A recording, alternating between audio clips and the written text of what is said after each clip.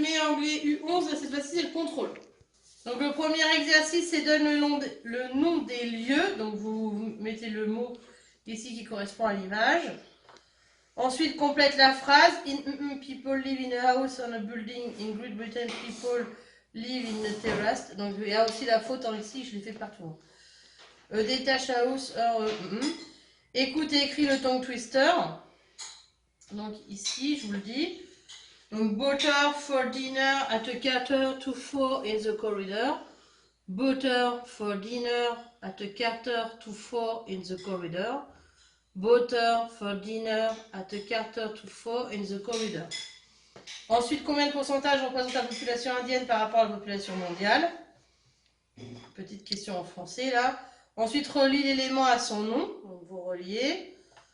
Créez la question et la réponse correspondant à l'image proposée.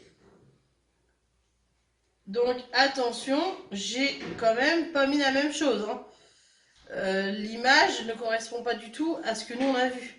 Donc là, la petite fille, elle vit en Afrique du Sud, South Africa, dans une grande maison, et le petit garçon, il vit en India, dans une petite maison.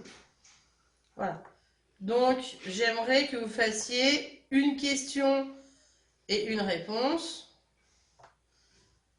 et une autre question, une autre réponse, une autre question, une autre réponse, qui a rapport avec cette image-là. De toute façon, c'est pas l'image que nous on avait dans la...